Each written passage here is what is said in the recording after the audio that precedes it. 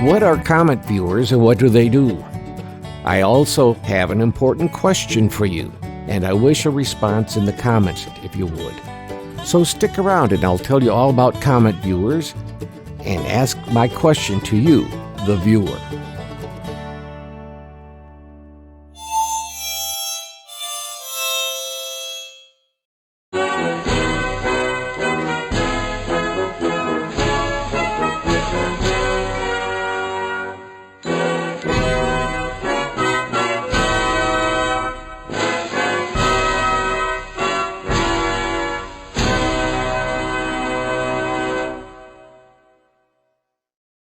Hi, I'm Scott Bain. They call me the old farmer.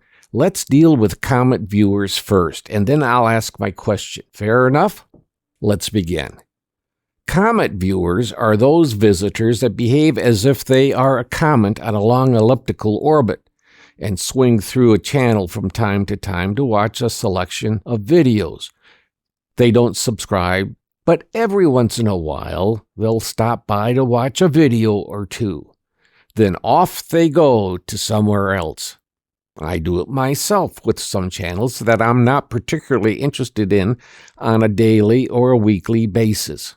One reason is that some channels upload videos on a monthly or quarterly basis.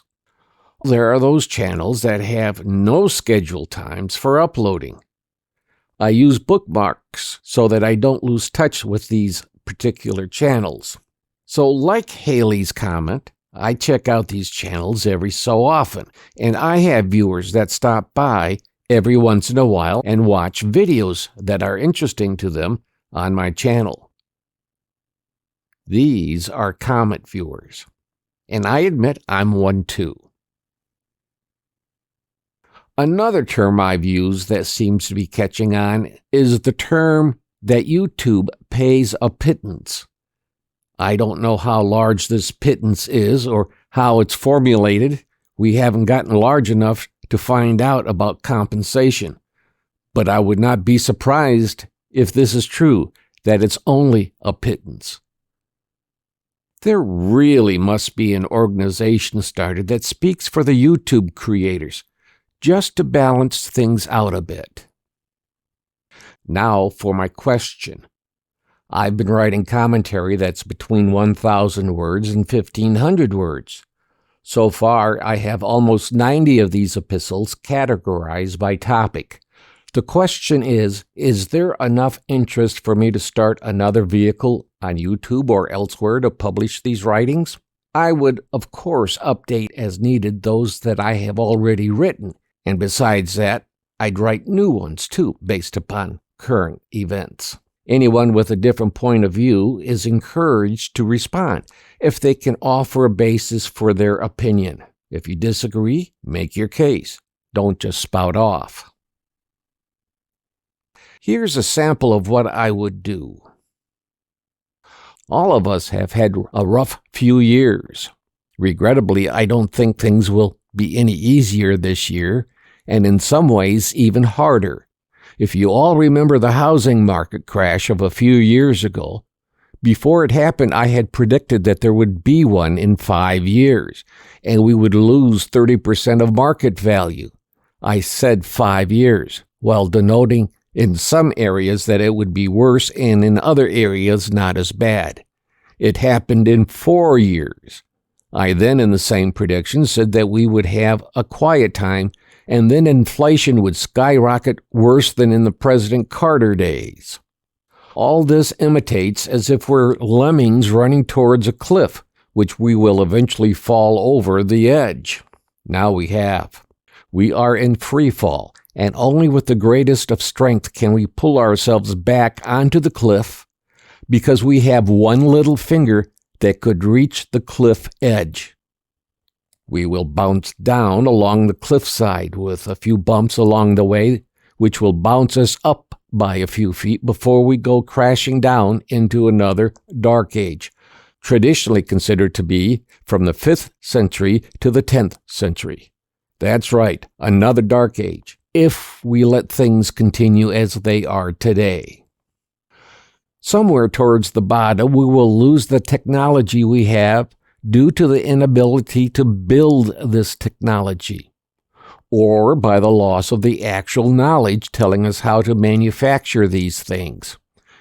It will mean that the main vehicle for transportation will again be animals. This will take several generations to hit bottom, and we may never crawl back out of it for a century or 10. The original Dark Ages lasted about 500 years, yet people survived.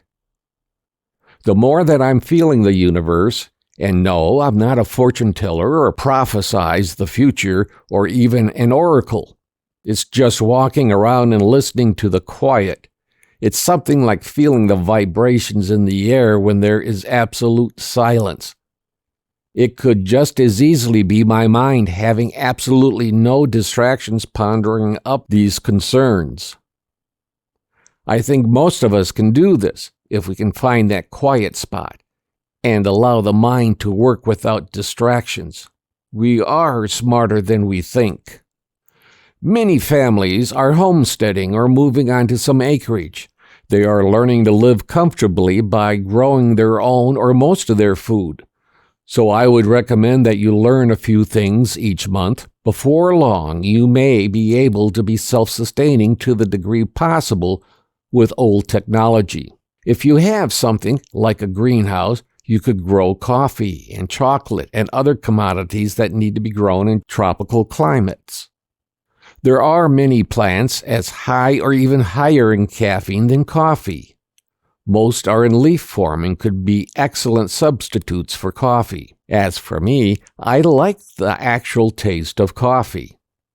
If we want to start good change, the first thing is to get rid of the Federal Reserve.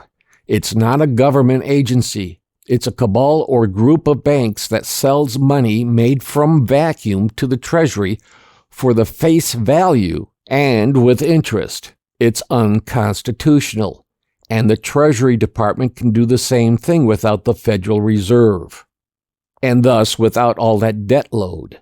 This syndicate needs to pay back every penny it has stolen from the Treasury. This means paying back the dollar amount in money and pay back every penny in interest since it started in 1913. I think this should be sufficient enough to keep the current bank executives from going to jail. Also, there should be a fine, and they're being banned from anything dealing directly or indirectly with banking or finance, including the stock market. The payback should start with their fortunes. Not all government debt is to the Federal Reserve, but since the Federal Reserve Act, is unconstitutional, it needed a constitutional amendment, not an act of Congress to enact. The apparent owners of the Federal Reserve are the Rothschilds Bank of London, Warburg Bank of Hamburg, Rothschilds Bank of Berlin, Lehman Brothers of New York, Lazard Brothers of Paris, Kuhn Loeb Bank of New York, Israel Moses Seif Bank of Italy, Goldman Sachs of New York, Warburg Bank of Amsterdam, Chase Manhattan Bank of New York. Obviously, some of these companies are no longer in business, and possibly others have filled the positions of these banks and businesses that are no longer operating. The Federal Reserve created the Great Depression on purpose, as they did the Depression after the housing bubble crash, by squeezing the money supply. The owners of the Federal Reserve could buy companies and other wealth at pennies on the dollar. These many actions that are literally controlling the federal government are acting close enough to the term treason by knowingly defrauding the American people of trillions of dollars and causing the Great Depression and other deplorable acts, that at the very least, the stolen wealth of the people be returned. The Federal Reserve is controlling the federal government, so in fact they have instigated a nonviolent coup, which is an act of treason. My best advice is don't panic. Plan ahead. Learn to grow some of your own food. When everything jumps, You can just continue growing food, learning old skills, talk with neighbors and family while admiring nature. If need be, save the seeds from the food you buy at the grocer. They may use a retardation chemical on the plants to keep seeds from starting, but you will eventually get some plants to grow. So what do you think? Should I start palavering or keep my mouth shut? I'd like your input. But please keep it civil. And just to let you know, now that the weather is warming, I'll be getting back into projects and in the shop again. Sometimes a video can be made on the spur of the moment, but I try to lay out a schedule that is open to adjustment for the next 3 months. Roughly, that's about 13 videos scheduled to be produced. And if you're one of the Comet viewers, think about subscribing. The more subscribers, the more we can do on the channel. As for the channel, I have plans. Boy, do I have plans. So expect more down the road. Before we go, it's important to quickly mention for all who are visiting to subscribe, ring the bell, leave a comment, and share with friends and family. Now for the most important part. Thank you to those who have subscribed. Thank you. And yes, thank you to those who are visiting. We value you too.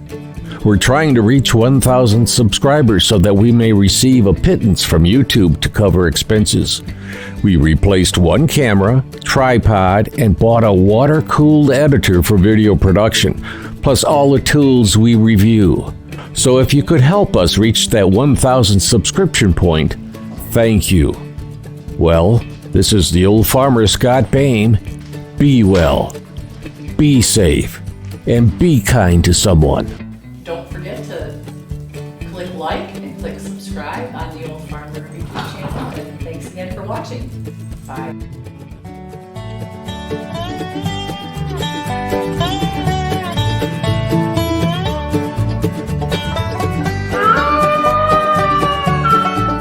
The VFW National Home for Children, providing families of veterans and active duty military opportunities for growth and development in a nurturing community. Please consider a donation to help their children and families. I.C. Rhodes speaking.